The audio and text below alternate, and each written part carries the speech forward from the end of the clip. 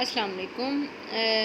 आज जो हम पढ़ेंगे वो प्री कैन स्किल्स हैं।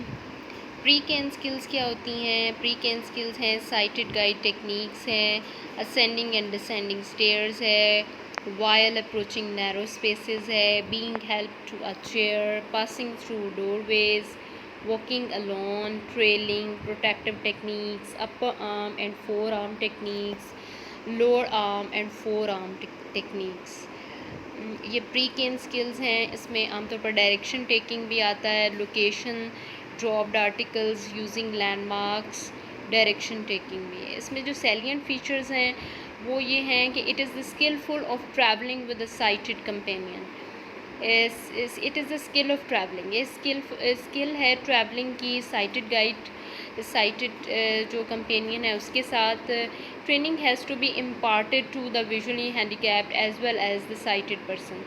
दोनों की ट्रेनिंग होनी चाहिए, साइटेड की भी और जो हैंडीकैप पर्सन है उसकी भी। The sighted person should know how to guide a companion in various circumstances.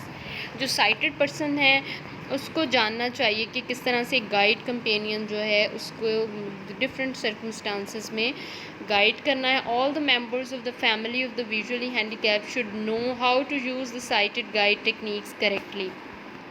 Family members को भी पता होना चाहिए। A type of non verbal communication exist between the visually handicap persons and the guide, and the letters does not have to tell the former every time regarding the change in the direction other walking situations।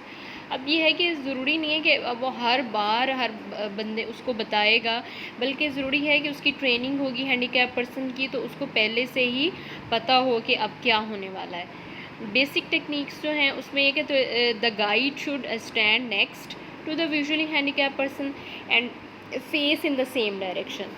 Number 2 है to let him know where the guide is standing, the latter should touch the back of the farmer's hand. He should be trained to move his hand up to find the elbow of the guide. He should hold the guide slightly above the elbow with a firm but relaxed grip in such a position so that this thumb is on the outside of the elbow.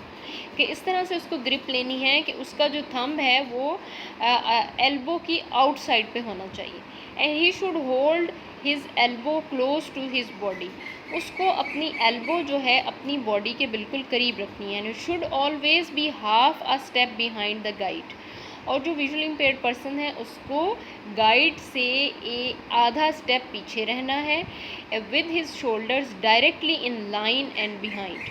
और उसके जो shoulders हैं वो बिल्कुल align में होने चाहिए, बिल्कुल गाइड के पीछे होना चाहिए।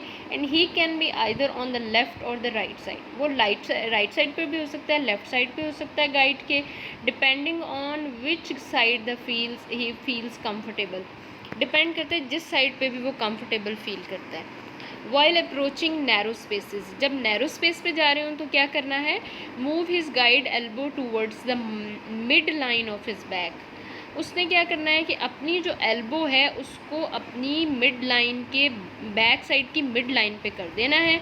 एक्सटेंड हिज आर्म, अपने आर्म को एक्सटेंड करना है। एंड मूव साइड वेज, और साइड वे पे मूव करना है so that the visually handicap person is directly behind the guide, ताकि जो विजुअली हैंडीकैप पर्सन हो वो बिल्कुल उसके पीछे हो। After the narrow space is cover, जब नैरो स्पेस कवर हो जाएगी, both should return to the normal sighted guide technique. जो दोनों हैं वो बिल्कुल नॉर्मल साइटेड गाइड टेक्निक में आ जाएंगे। When both approach the stairs the guide should, जब दोनों स्टेयर्स के पास पहुंचेंगे तो जो गाइड है उसने क्या करना है? Announce the change is about to occur, कि मतलब चेंज आने लगा है। Stop right in front of the stair, stair के सामने से रुक जाना है। So that visually handicap person is one half step behind, ताकि जो विजुअली हैंडीकैप पर्सन है वो आधा स्टेप जो है वो पीछे हो। If there is a railing और baluster, the guide of the visually handicap person can be made to follow it. अगर वहाँ पे कोई रेलिंग वगैरह है तो फिर वो उसको फॉलो करेंगे। Similarly while descending the same procedure should be followed, descending करते वक्त भी सेम प्रोसीजर फॉलो करना है। और ये कि however both should shift their weight backwards, be leaning back a bit. तो दोनों को क्या करना है कि अपना जो वेट है वो शिफ्ट करना है बैकवर्ड, पीछे की तरफ को। Climb the steps in normal way में स्टेप्स को क्लाइंब करना है with the visually handicap following a step behind. Both shift their weight forward by leaning learning forward.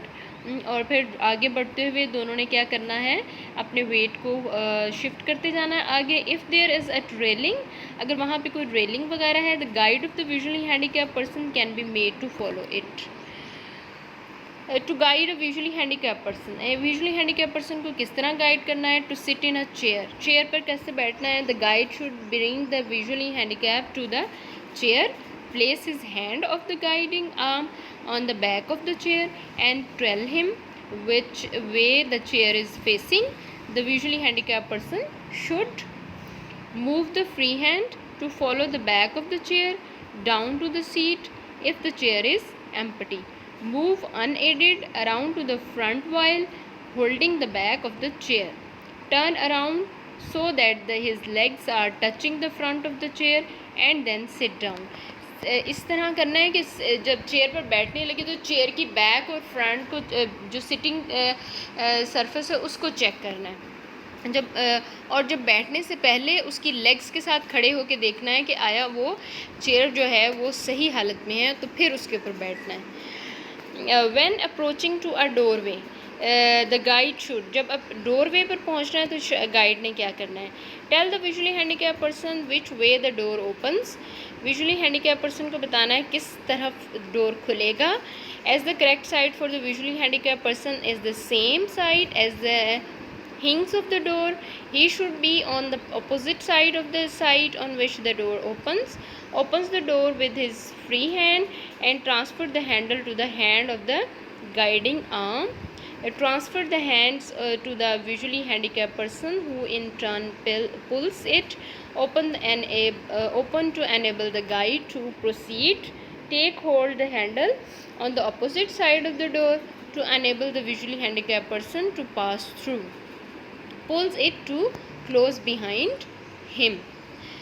अब ये है क्वेश्चंस क्या लेनी है। The sighted person must always remember that the visually handicap person is following him.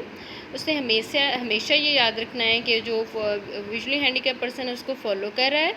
Visually handicap person must never the pushed him from back, उसको कभी भी पीछे से धक्का नहीं देना, पुश नहीं करना है, एंड उसके आर्म्स को पुश नहीं करना है।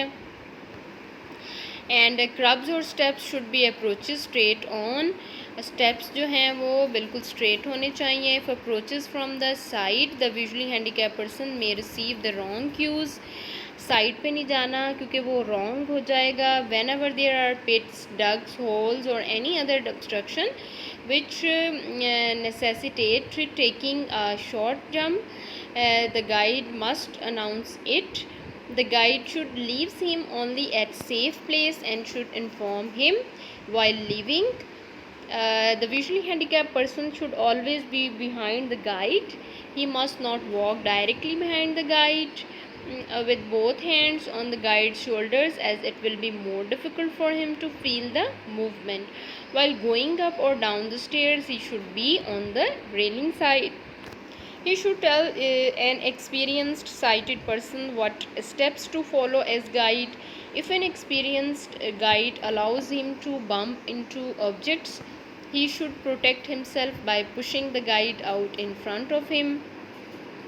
The sighted guide must remember that the visually handicapped person is not deaf, so he should use his normal tone speech. Walking alone, अकेले कैसे चलना है, इम्पोर्टेंस इसकी क्या है।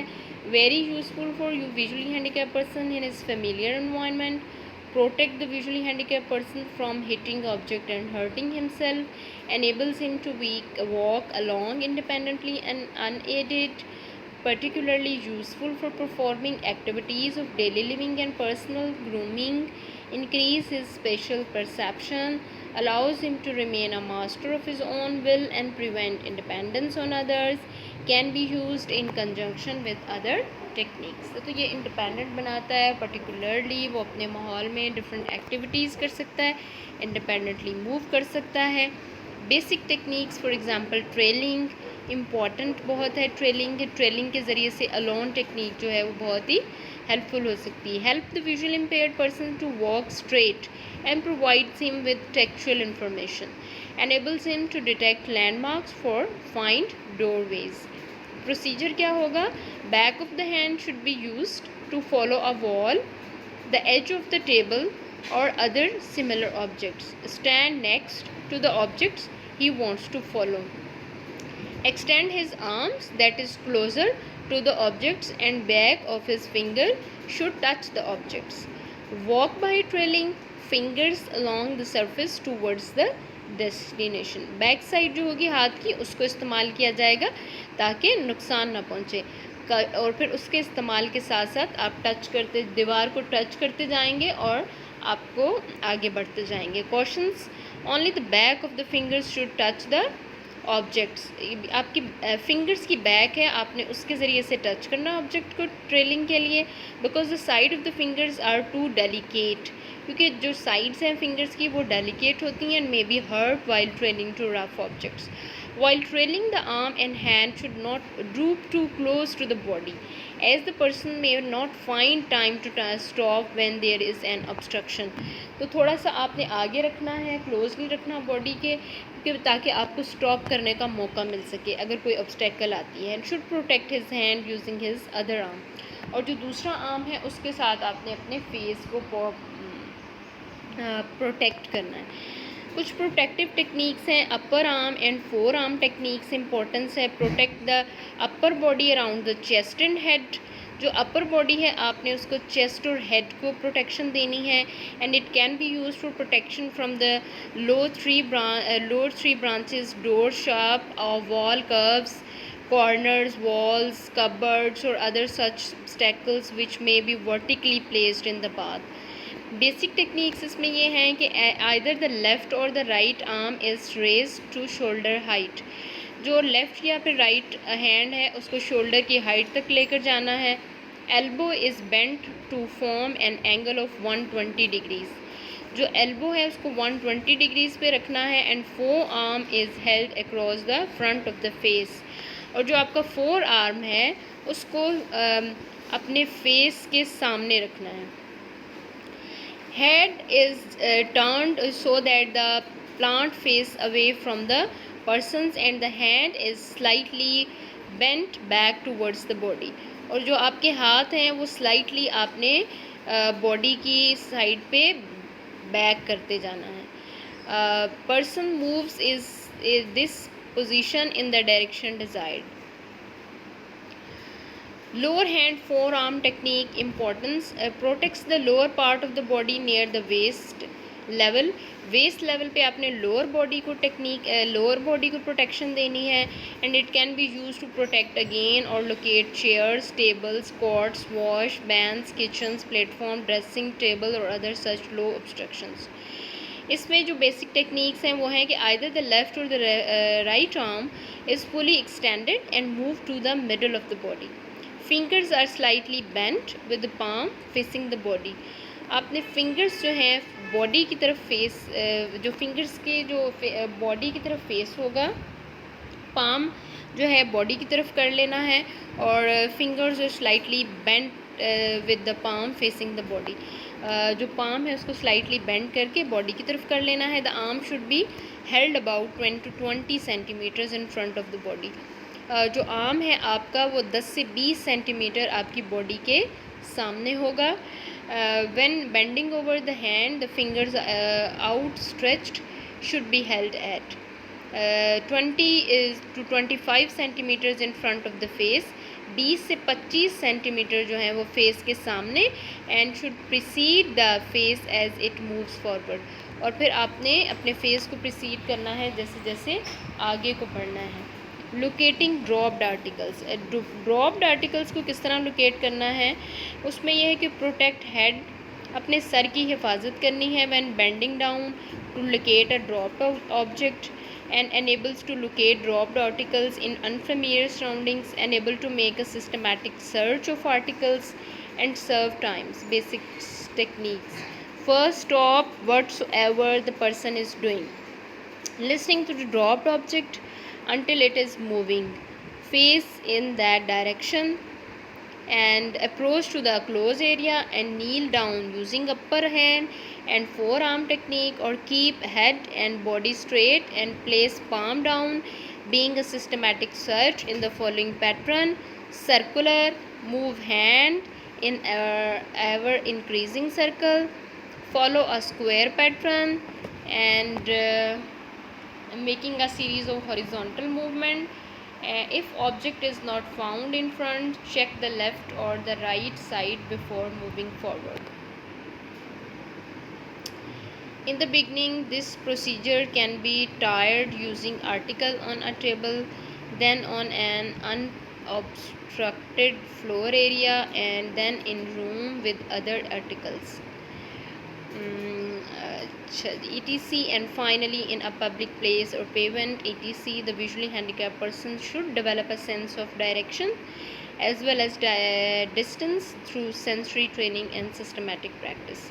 Using landmarks indoors importance: enhance indoor safeties, improves understanding of the relative environment, enables independent indoor mobility essential for activity of daily living.